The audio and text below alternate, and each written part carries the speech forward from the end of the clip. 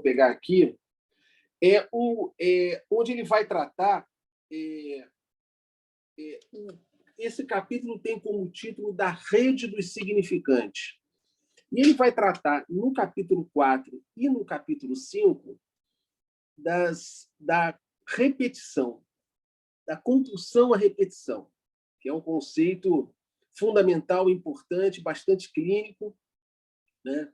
Então, e é interessante porque o Lacan ele vai fazer uma leitura a partir ali do Freud, né? Vai trazer os dois textos principais, onde Freud trata da repetição, que é o repetir, recordar e elaborar, e depois ele vai falar do texto do Além do Princípio do Prazer. Mas antes de eu começar a falar da repetição propriamente dita, né, eu vou trazer um pouco da última aula do que o Lacan falava a respeito do inconsciente, né? E é claro que, para nós analistas, é muito importante a gente entender muito bem, entender a dimensão desse conceito, né? O Lacan ele vai falar dos conceitos fundamentais.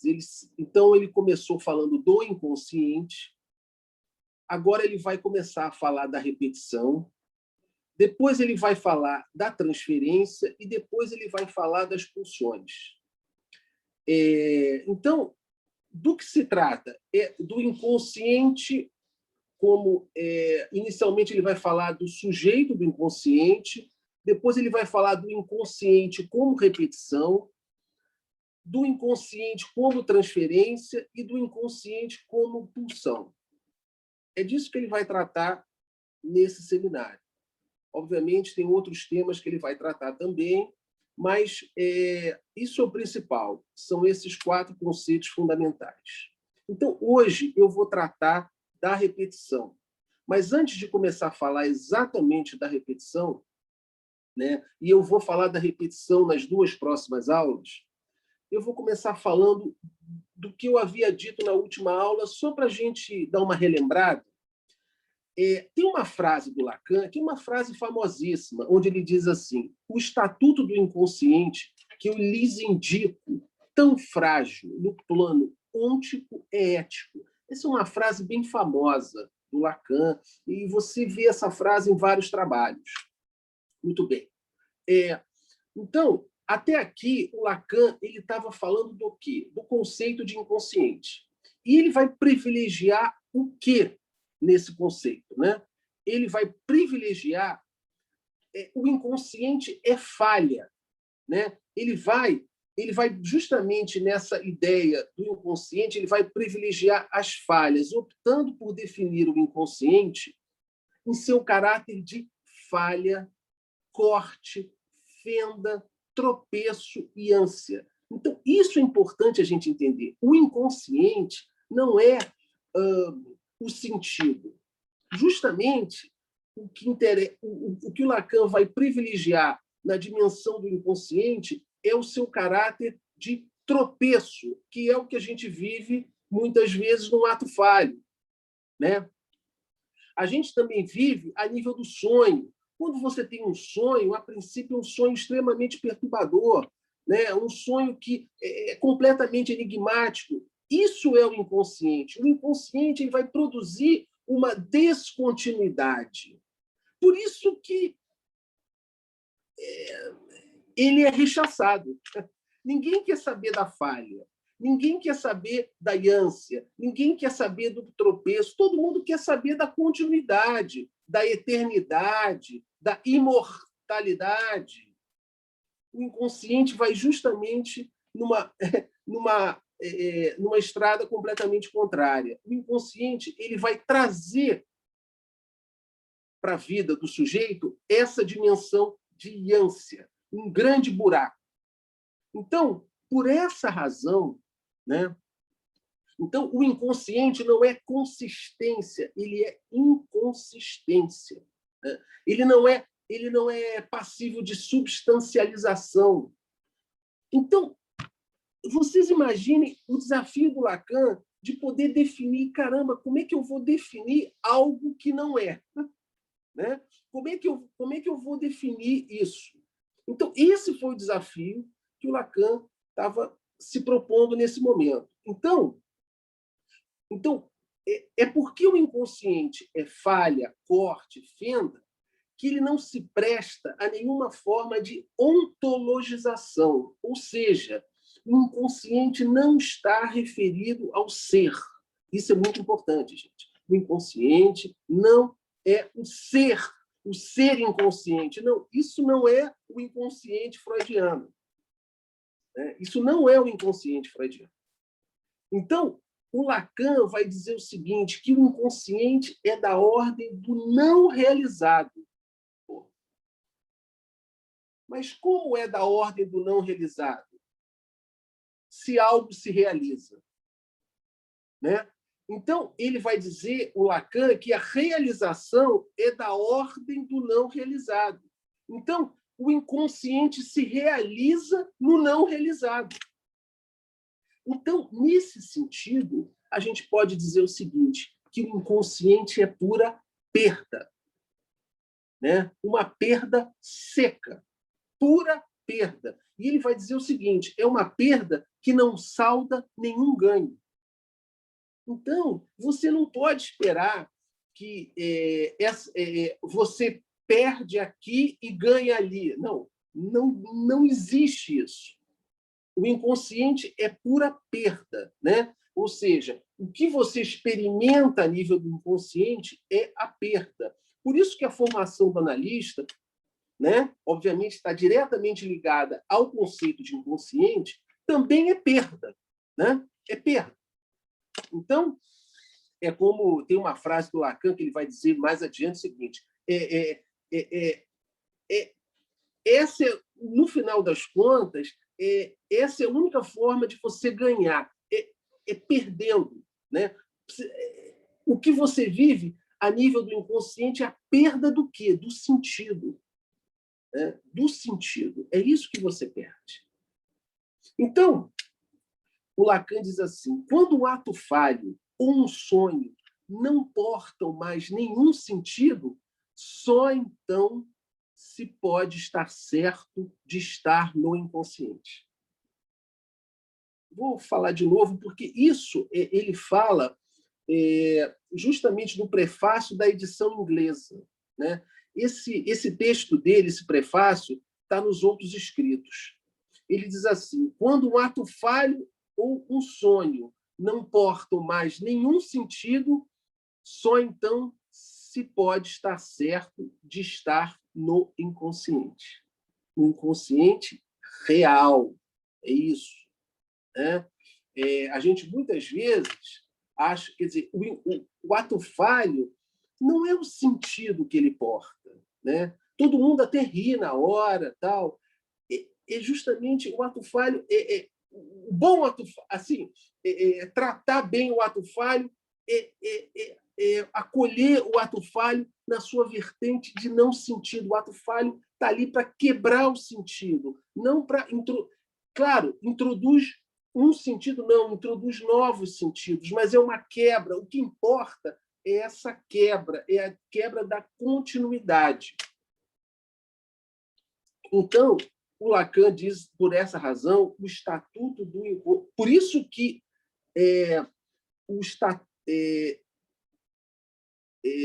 digamos assim, do ponto de vista ontico, da ontologia, ele vai dizer, ele é muito frágil. Né? O que ele vai dizer efetivamente é que o estatuto do inconsciente é ético. E por que o inconsciente tem um estatuto ético? Por quê? O inconsciente convoca a presença do sujeito. Para quê? Para acolher e recolher os efeitos dessa perda. Porque o que você experimenta a nível do inconsciente é a perda. Então, é preciso que haja um sujeito ali para recolher e acolher essa perda. E o analista como testemunha dessa perda. Né? O que o analista vai fazer é testemunhar essa perda. Por quê? Porque a interpretação ela só vem... Quem interpreta o sonho é o paciente, não é o analista. O analista cria essas condições, incita o paciente a dar a sua interpretação. Né? E não tem uma única interpretação, existem várias interpretações. Né? Muito bem.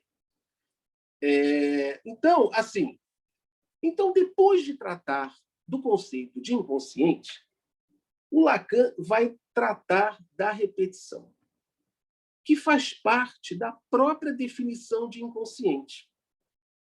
Na medida em que, do lado do inconsciente, só há tendência a repetir. Então, o que eu estou dizendo é o seguinte, que o inconsciente ele não é apenas falha, fenda ou corte, mas ele também é repetição. E o que é o inconsciente como repetição? É a insistência da cadeia significante. O inconsciente como repetição é a insistência da cadeia significante. Então, do lado... E é interessante essa questão, né? Porque quando você enfatiza, quando você frisa que o inconsciente como repetição, o que você está dizendo? Que é muito diferente de você enfatizá-lo como resistência. Se você pegar o artigo do Freud, a repetição ali é tratada como resistência. Né? Então, no lugar de você recordar, você atua, acting. Né? Ora, então o acting, naquele texto, é tomado como resistência.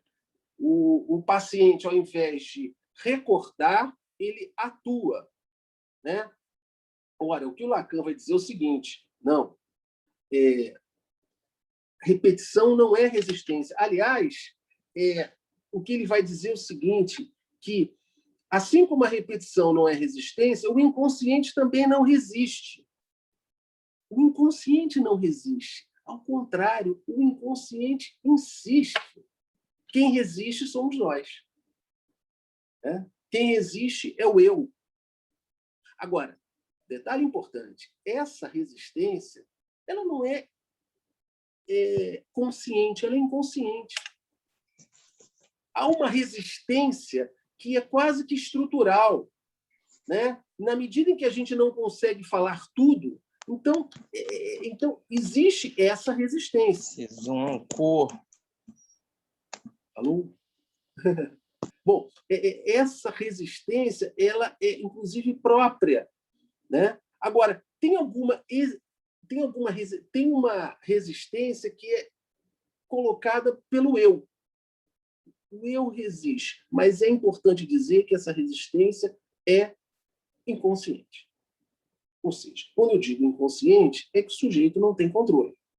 Né? Por mais que ele queira falar, muitas vezes ele não consegue falar. E não consegue falar não porque ele não queira falar, é porque ele não consegue falar. Né? Aquilo ali ainda não está acessível a ele.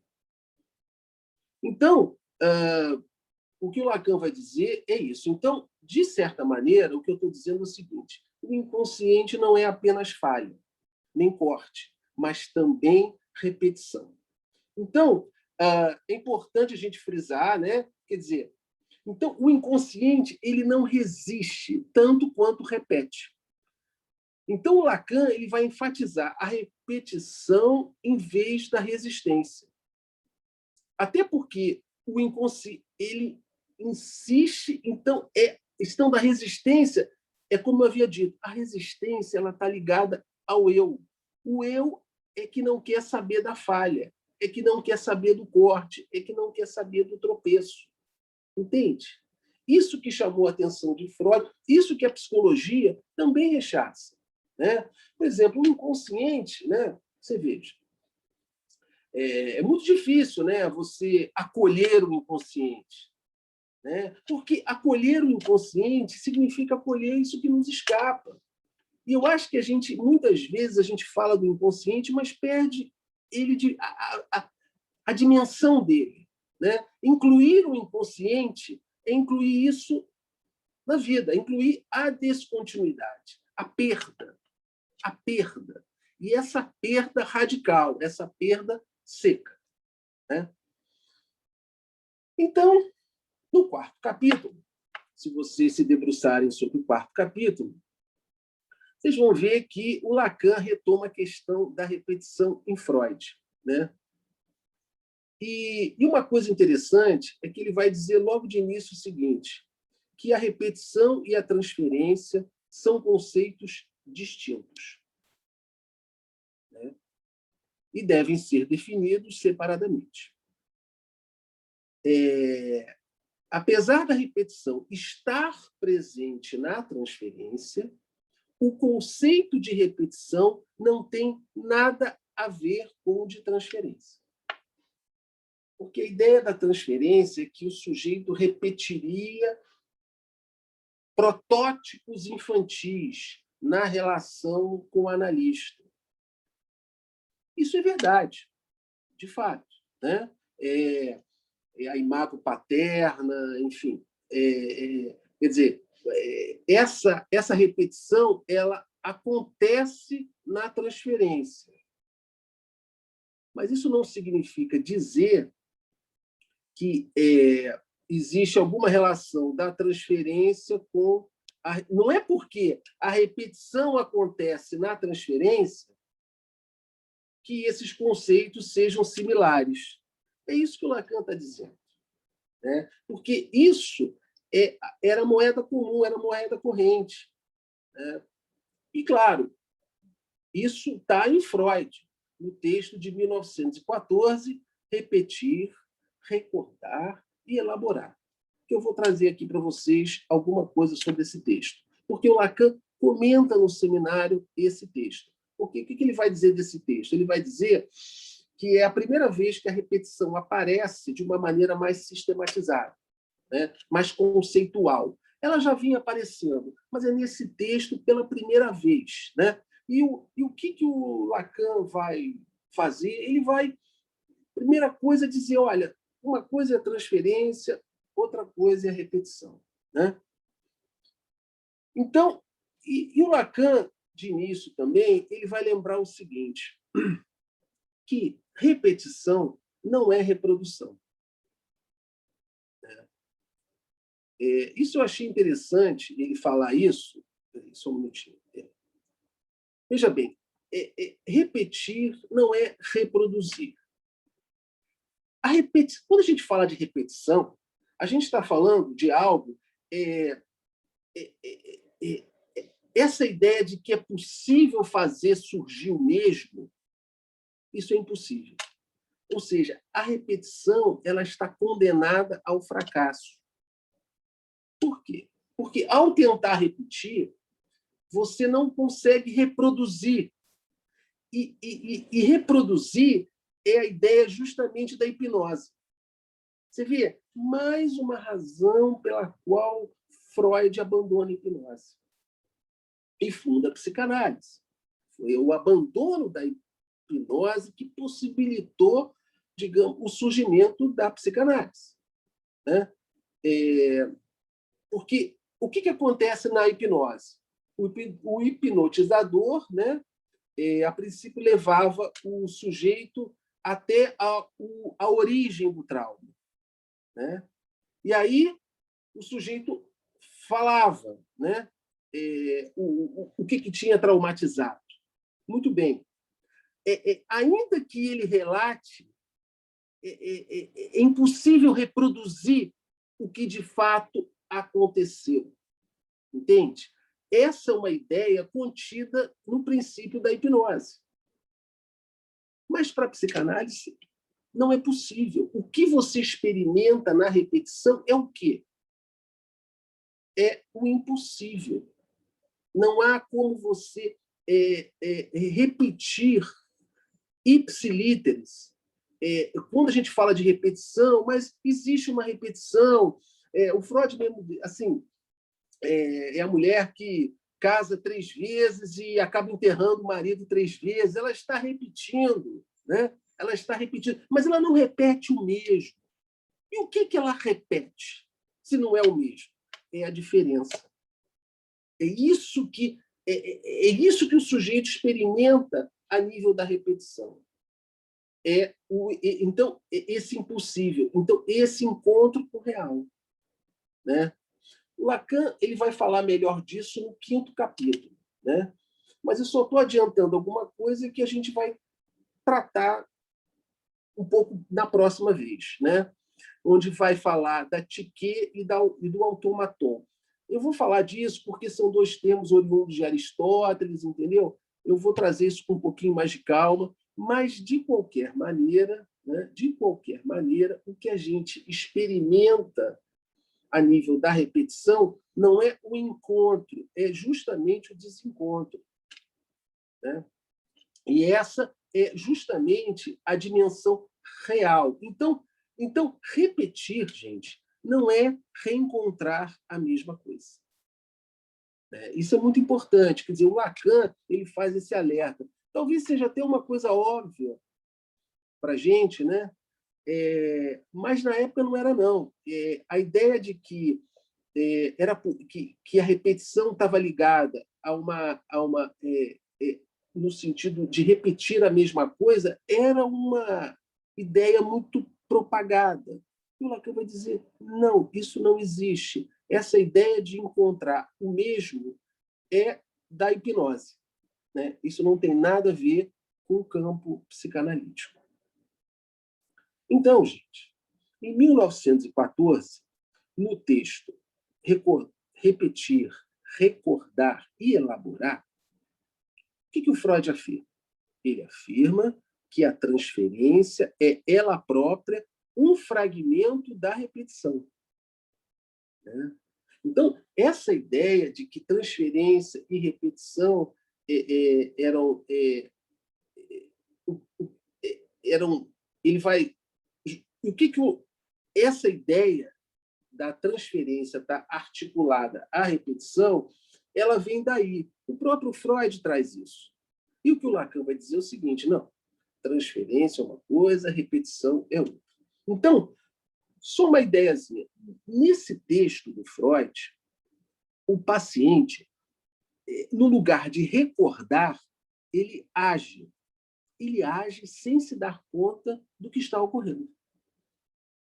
Entenderam? Assim, isso é uma ideia até assim, o paciente atuou. E ele atuou por quê?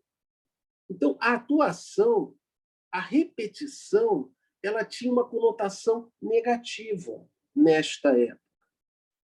Né? A repetição ela é vista como o paciente atuou.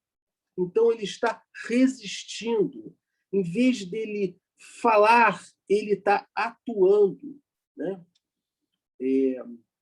Então, isso é uma ideia também do acting out, da passagem ao ar. Quer dizer, por exemplo, o acting out vai ser trabalhado pelo Lacan de uma outra maneira. Né? Mas aqui a gente está falando do Freud de 1914. Então, esse é o sentido. O paciente está atuando, né? Ele está agindo. Tanto que alguns analistas freudianos, né, da época, para evitar que estabeleciam essa regra, né, de que o paciente não podia tomar nenhuma decisão, ele não podia agir sem comunicar antes ao analista. Enfim, era o manejo da transferência na época. Então, o que eu estou dizendo é o seguinte, que a compulsão à repetição é um impulso à ação que substitui o recordar. Então, no lugar de você recordar, você agia. Então, era a ideia assim, o sujeito agiu sem pensar. Então, é isso. Então, a repetição era tomada dessa maneira, como uma ação impensada, uma ação sem pensamento. Né? Então, nesse sentido, quanto maior a atuação, maior a resistência. Então, nesse texto, a repetição ela está ligada, ela está identificada com a resistência. Então, repetição era resistência.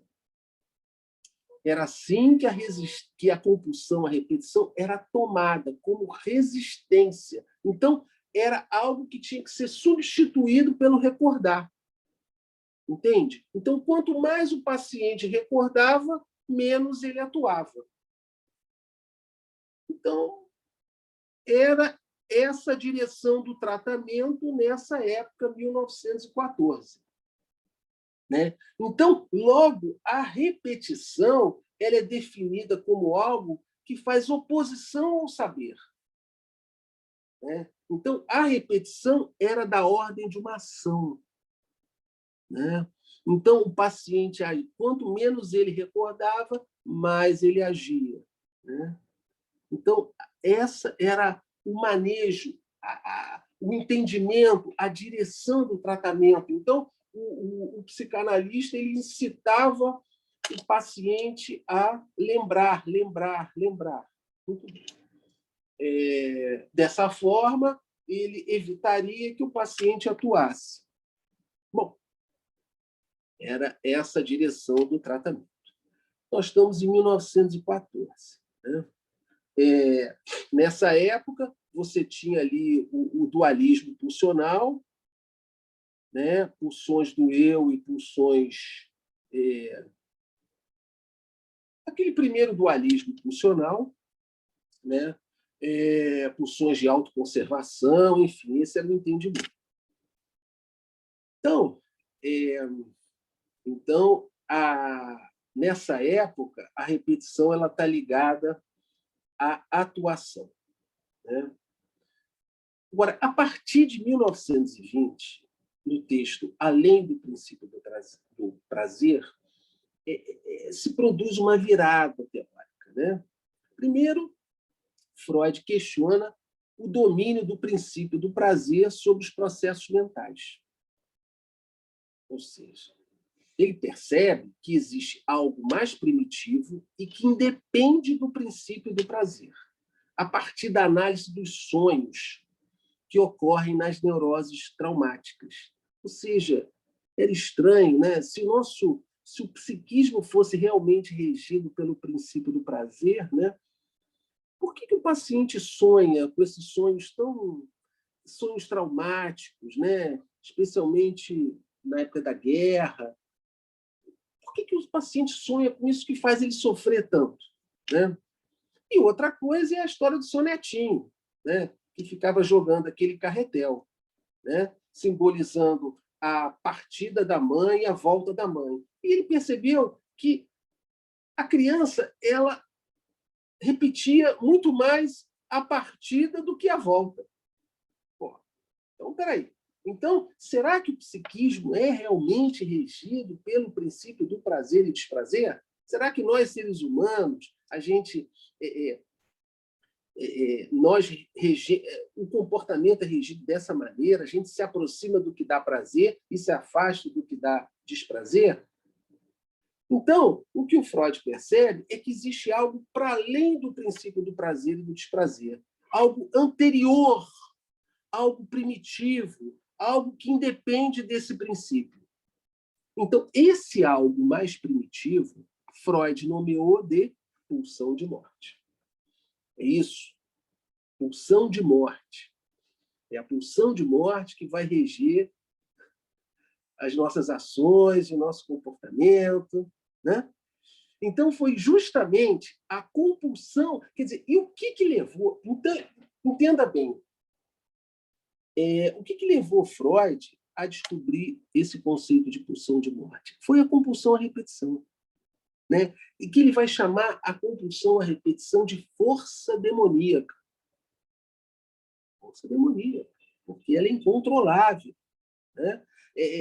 A compulsão à repetição, assim como a pulsão de morte, ela mostra o nosso assujeitamento. Né? Nós somos, como sujeitos, muito mais efeito do que a gente. Né? A gente acha que tem domínio, a gente tem um domínio de nada. Né? Nós somos mais efeito do que causa, né? Enquanto sujeitos. Então, foi justamente a partir da compulsão à repetição que levou Freud a formular o conceito de pulsão de morte.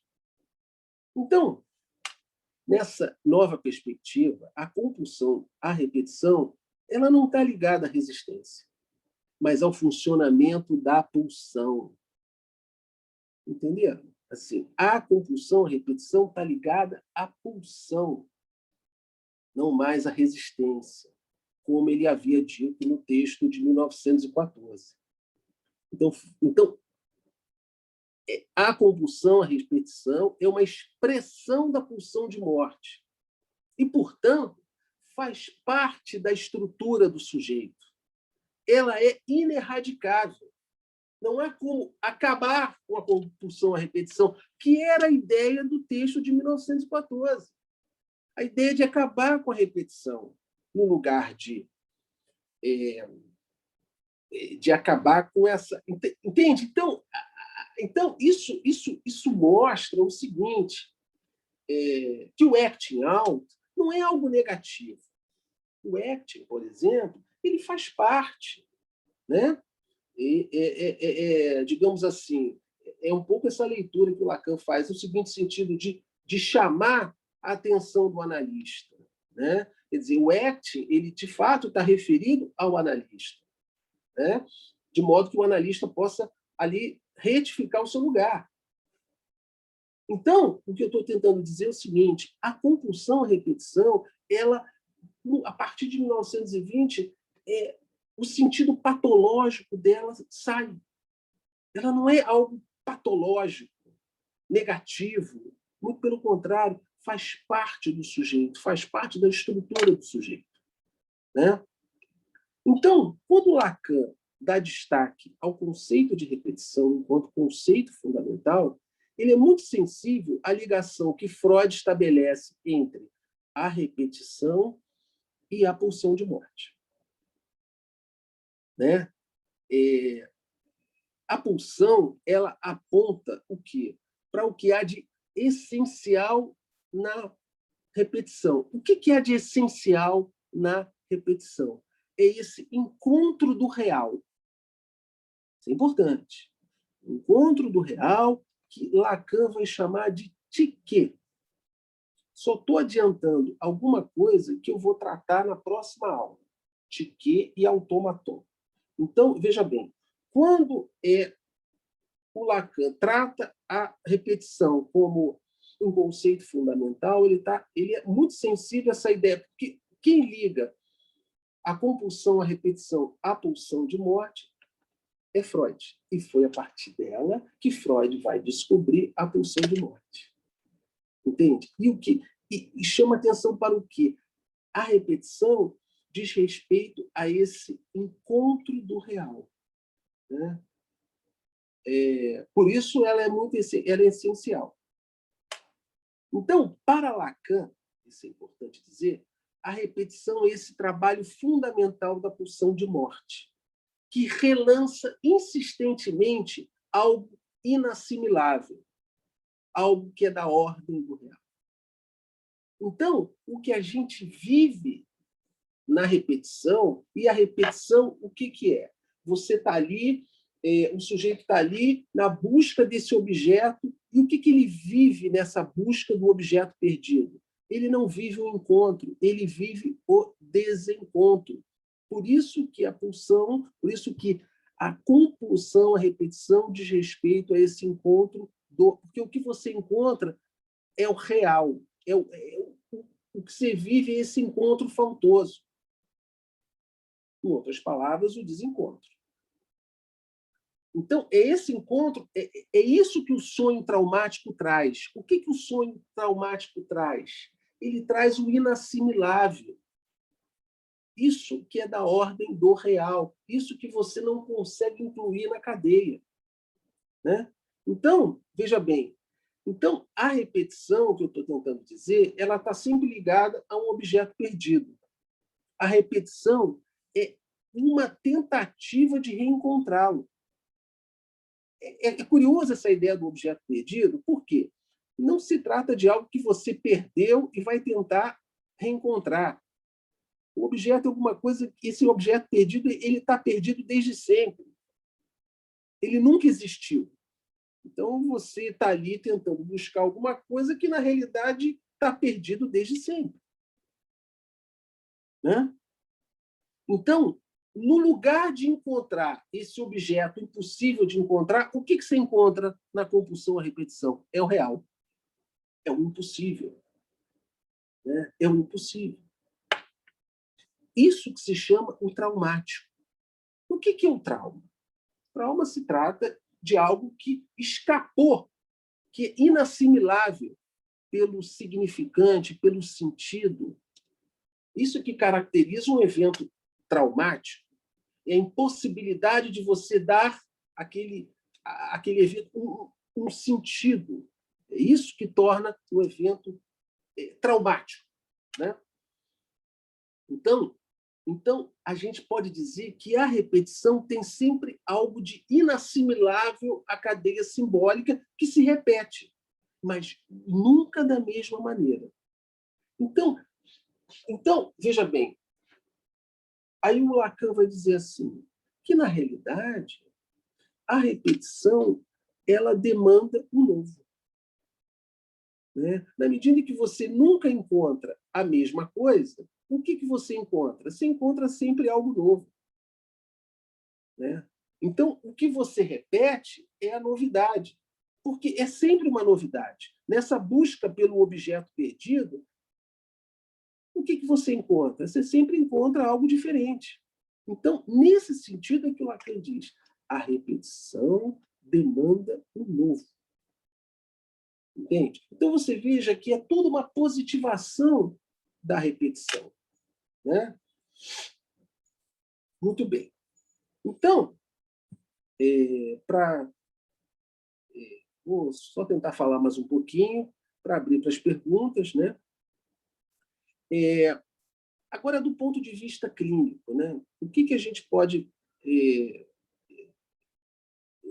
a gente pode dizer o seguinte, do ponto de vista clínico, né? Que o inconsciente como sujeito, né? Ele se baseia na histeria, em virtude da questão do desejo. E a repetição ela é melhor ilustrada na neurose obsessiva. Né? É por isso que o Lacan, quando se refere ao homem dos ratos, ele vai falar do homem dos ratos e sua compulsão à repetição. Né? Então, tem um artigo que se chama Atos Obsessivos e Práticas Religiosas. É um artigo onde o Freud introduz outro nome para a repetição, compulsão à ruminação. Gente, o obsessivo, então, é mestre nessa história dessas ruminações digamos assim, é na neurose obsessiva que você vê a compulsão à repetição de uma maneira mais vívida, né? E é justamente disso que o obsessivo, essas ruminações do obsessivo, ou então o que a gente costuma chamar de TOC, né? Esses transtornos obsessivos e compulsivos, os rituais. Você vê, o sujeito é obrigado, tem sempre uma ordem ali que comanda, dizendo para ele fazer, então, esses rituais. Então, a compulsão à ruminação ela deve ser pensada com insistência do significante. E é por isso que essa ruminação ela nunca tem fim. Então, é na neurose obsessiva que você vê o sujeito ali sofrendo dessa repetição. Né? Através dos rituais. Né? Se eu não fizer tal coisa, alguém vai morrer. Né? Assim, se você não abrir e fechar a porta 20 vezes, alguém da sua família vai morrer, ou você vai ter uma doença muito grave. Então, assim, então você vê ali na compulsão à repetição. Então, quando Lacan ele vai falar do sujeito do inconsciente, ele vai usar a histeria para falar desse sujeito do inconsciente. E quando se trata da compulsão à repetição, ele vai usar a neurose obsessiva a nível da clínica psicanalítica. Bom, gente, eu vou dar uma parada por aqui, né? E vou abrir para as perguntas. Fiquem super à vontade para perguntar o que vocês quiserem, questionar, discordar, concordar, enfim, fazer o que vocês acham melhor. Muito obrigado aí pela escuta. Então, a gente tem uma filhinha aqui, a Tereza Meloni, Abílio... Tereza Meloni e Abílio. Tereza Meloni pode abrir seu microfone. Mas eu acho que a Ana Paula também abriu, levantou a mãozinha, né? Ela levantou e baixou, eu fiquei sem saber. Você quer fazer uma pergunta, Ana Paula? Ou foi engano? Foi engano, mas assim, mas vamos fazer valer o engano. Então Ótimo, ótimo. Tem tudo a ver com a aula de hoje. Vou fazer valer. Um tropeço, querer, né? Mas, sim, vamos fazer valer. Então você depois vai abrir, Ana Paula. Ô, Sérgio, olha só. Em primeiro lugar, você no final disse, e do ponto de vista clínico, mas eu quero dizer que toda a sua fala foi muito rica, eminentemente clínica, e agradeço a você por isso. Então, eu, enfim, escutando você e todo o seu empenho, né, nessa pesquisa profunda, não foi nem pesquisa, foi um bom trato, né, que você deu a esse texto, de uma maneira muito dedicada, né? Escutando você, eu fiquei pensando assim, desde o início, quando você fala, né, do inconsciente enquanto falha, né, enquanto tropeço, e aí a Ana Paula tropeçou. É preciso também a gente pensar que falha, tropeço numa consistência. O inconsciente é inconsistente em relação a uma consistência. Lacan diz: o inconsciente é estruturado como uma linguagem. Ele é estruturado como uma linguagem, mas ele é falha nessa linguagem, né? A questão da pulsão de morte também que você traz, que o Freud diz, toda pulsão é pulsão de morte. Quer dizer, na verdade, a pulsão de morte e a repetição que se articula com a pulsão de morte, ela, de alguma maneira, está implicada, né, nessa busca de algo perdido. Quer dizer, você diz assim, melhor exemplo, a repetição repete o nada, repete o vazio, né? Repete isso que é impossível de ser simbolizado, o real, mas repete um impossível de ser simbolizado dentro de um sistema, digamos assim, simbólico, né? Um real simbolizado, portanto, né? Não, um real como falta de simbolização. Então, tem que haver a simbolização e o real. Então, está me entendendo? Enfim, para alguns pode ser que esteja complicado. Mas é como você dissesse assim, o não saber, ele tem que ter um saber para ele estar inscrito quanto não saber. Quer dizer, não existe um não saber puro, existe um não saber implicado no saber. É isso que eu estou tentando dizer, né? Então, existe essa falta implicada numa presença. Agora vai a minha pergunta, então, nesse sentido, a questão do ato falho, né? Que você disse, o ato falho não tem sentido. É uma quebra, é uma perda de sentido. Perfeito. Agora, é preciso a gente pensar também o que acontece na clínica, né? E com a gente, enfim, na nossa própria clínica, quer dizer, a clínica da minha própria escuta, né? Quando a gente comete um ato falho, há uma quebra de sentido, há uma perda de sentido, você se assusta com aquilo. Mas, imediatamente, essa perda de sentido é recoberta por significante, de novo, e se desenha, e se apresenta um sentido novo e surpreendente. É como se você, ao falhar para dizer aquilo que você queria dizer, e você não diz o que você queria dizer, você acerta dizendo algo que você não queria dizer. Falei de uma maneira complicadíssima, mas é assim. Vamos lá. Eu acho que você me entendeu. Obrigada. Obrigado, Tereza. Obrigado aí pela questão. Muito obrigado. Eu vou esperar todo mundo falar e depois eu vou responder. Talvez seja melhor. E aí, a próxima pergunta? Abílio, você. Opa. Boa noite. Fala, Sérgio. Então, é mais um comentário do que propriamente uma pergunta, mas, enfim, talvez você possa até desenvolver alguma coisa sobre o que eu vou falar, eu concordo com a Teresa Meloni assim, da importância clínica da sua fala. Eu acho importante a gente situar que o Seminário 11, os 4 conceitos fundamentais, ele é justamente um seminário que se sucede à excomunhão do Lacan.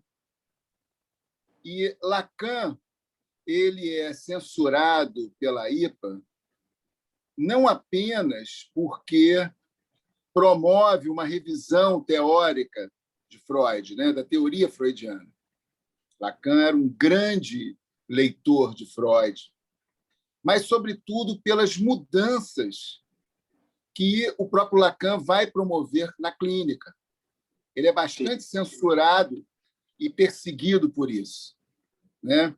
Então, eu só queria situar esse ponto, porque quando você faz essa revisão teórica dos conceitos fundamentais, quando o Lacan faz isso em 64, isso é uma resposta à própria IPA. Me parece que ele, de alguma forma, dá a ver à IPA aquilo que ele propõe como algumas mudanças na clínica, em decorrência dessa própria revisão da teoria, no que diz respeito à questão da resistência, da repetição, da transferência, da própria ideia, né, do inconsciente como algo não realizado. Então, me parece assim que esse seminário ele não só promove uma grande revisão teórica, como ele também marca, como ele baliza as mudanças na clínica propostas por Lacan. Por isso que, da minha maneira de ver, esse seria sim o seminário mais clínico de Lacan. Não sei se vocês concordam, não sei se você concorda, mas a sua fala hoje aqui, de alguma forma, me ratificou isso. Enfim, vou passar a bola. Obrigado, Abílio. Obrigado. Então, eu levantei a mão, logicamente já dei um sentido, né? Ou seja, eu devia estar querendo falar, e eu acho que eu estava querendo falar, só que assim, não tenho clareza do que eu vou tentar dizer, né? Porque eu achei interessante quando você fala de como a compulsão à repetição aparece no texto de 1914 do Freud, e eu concordo com você que tem um tom ali de que aquela repetição é uma resistência, porque aquilo que o sujeito não consegue recordar, ele atua, né? Mas é curioso que nunca foi esse o maior valor que eu dei à compulsão à repetição nesse texto do Freud, porque o que eu acabava lendo era que o Freud já constatava ali, na compulsão à repetição e nessa atuação, um impossível de dizer, um impossível de simbolizar. Ou seja, de alguma maneira, esse ponto do real, né, que a pulsão de morte traz e que a própria compulsão à repetição traz também, né? E que dá já a dimensão da transferência, né, de que ela não é só repetição nessa tentativa de recuperar algo da relação com o pai e com a mãe, coisa que os teóricos da contratransferência fizeram, os pós-freudianos, que eles tomavam a transferência como uma tentativa de dar ao paciente aquilo que ele não teve, uma certa ortopedia, né, edípica, aquilo que ele não teve no Édipo, e que eu acho que é uma leitura muito equivocada do Freud. Mas eu concordo com você que em 1920 é que o Freud vai mais longe na radicalidade da pulsão de morte. Aí, em 1914, né, ele ainda realmente liga repetição e resistência, mas eu já escuto, em 1914, esse apontamento para o real, né? E há um fato que é interessante de pensar a partir de 1920 com a questão da pulsão de morte, né? Que o Freud não trabalha mais nenhum grande caso clínico a partir da pulsão de morte. Então, me parece que o Lacan busca, né, nessa distinção entre repetição e transferência no Seminário 11, é exatamente uma coisa que ele fala, eu acho que é no próximo capítulo: se a transferência for repetição, ela será sempre a repetição da mesma rata, né? Então, é preciso buscar algo de novo aí para que o sujeito saia, né, da repetição edípica, né? Enfim, era mais um apontamento, não chega a ser uma questão, né? De uma certa surpresa que a sua fala me trouxe para uma maneira que eu sempre li o texto de 1914 do Freud, que eu acho que ali ele já aponta algo do real da compulsão à repetição. Era isso. Obrigado, Paula. Não sei se foi legal, foi confuso. ótimo. Não, tá perfeito, claríssimo. É, Obrigado. enfim. Valeu. Tem mais uma pergunta, acho que Tereza Nazar também. Isso, Tereza Nazar. Seu microfone está desligado. Eu vou tentar ligar aqui. Pode abrir. O meu? Não, o da Tereza Nazar. Tô perguntando. Pronto. Foi? Tá ouvindo? Foi. Oi? Oi, Tereza. Não, primeiro queria dizer que eu gostei muito, como eu tenho gostado sempre das suas apresentações, são muito interessantes e você tem conseguido colocar questões clínicas de uma forma bem simples e consistente.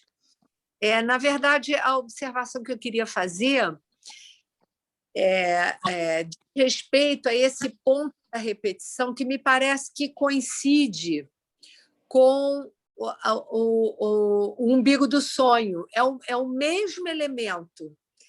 E eu entendo que o que está em jogo na repetição, da mesma maneira que tem a ver com o umbigo do sonho, que faz o sujeito despertar, o que comparece é uma impossibilidade da cadeia significante seguir quando há uma interrupção da cadeia pela presentificação do objeto. Então, na verdade, o que está em jogo, me parece, na repetição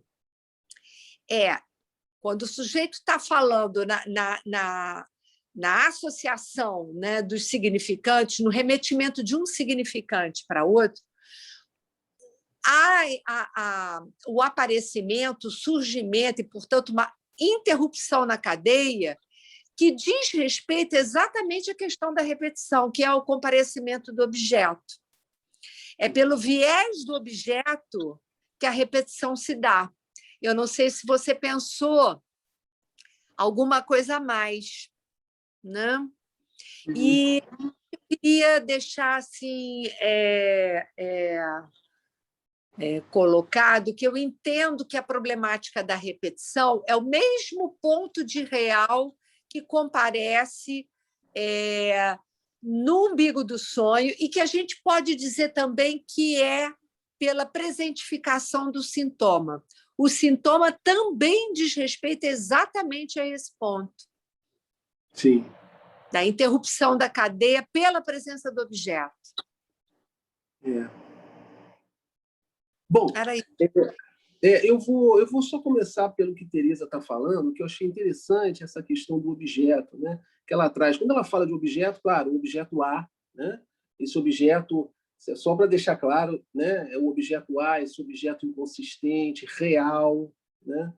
Real, isso é importante, né? E eu achei interessante você trazer essa questão do objeto, porque a compulsão à repetição, quando ele fala da tique, ele está falando porque você tem o automaton, que é a cadeia significante, e você tem esse encontro do real.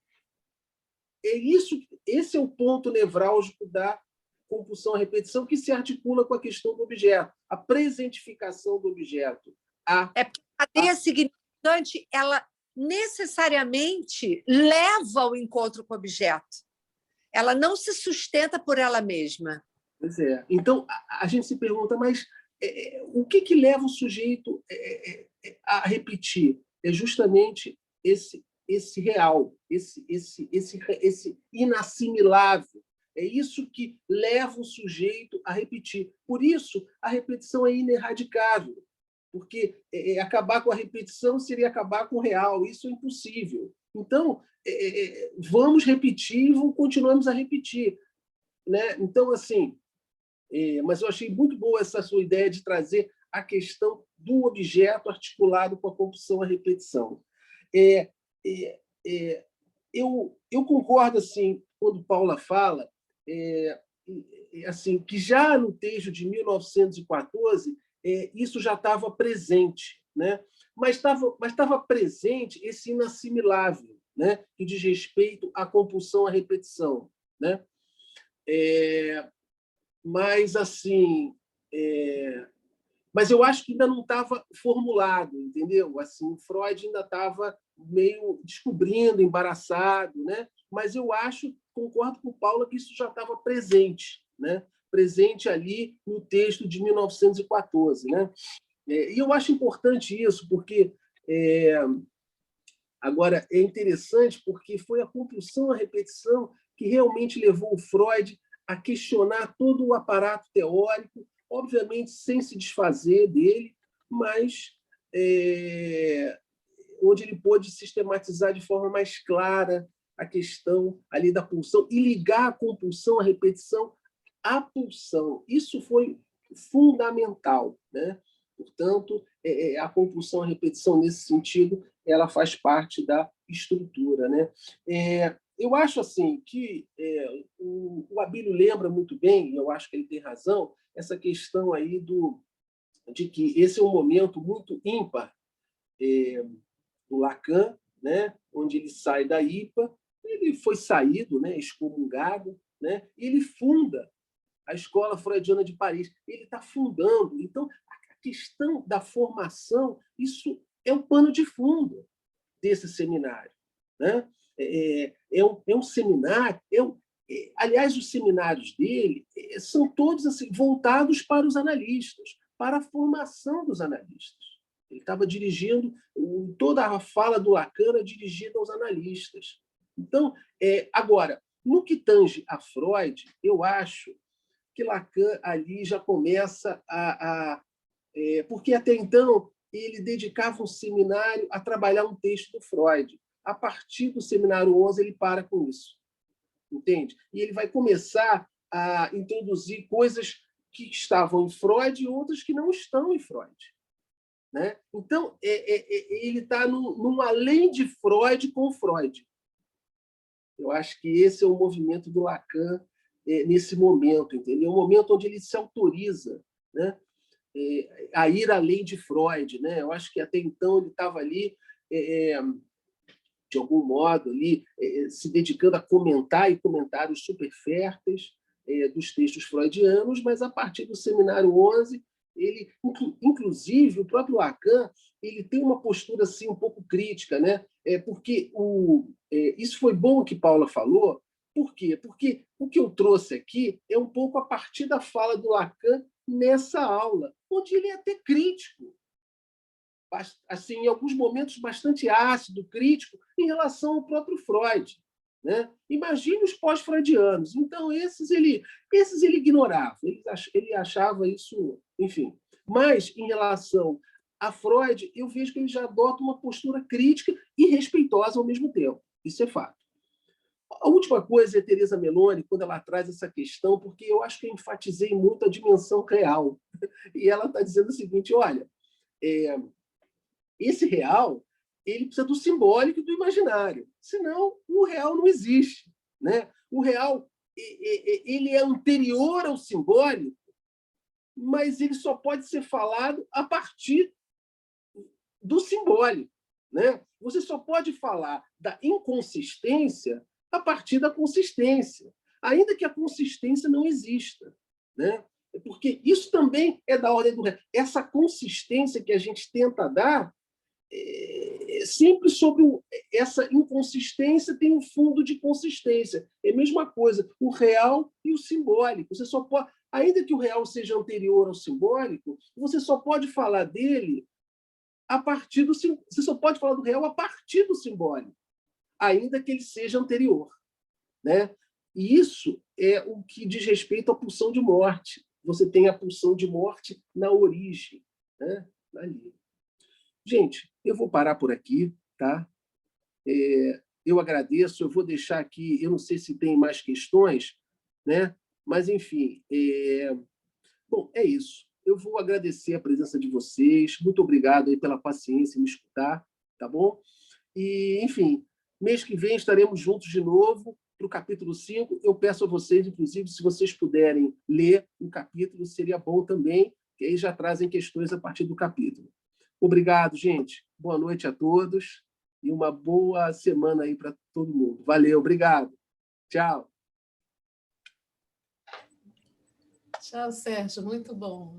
Obrigado, Boa noite, obrigado, Sérgio. Marcos. Parabéns. Obrigado. Valeu, Abílio. Muito bom. Obrigado. Valeu.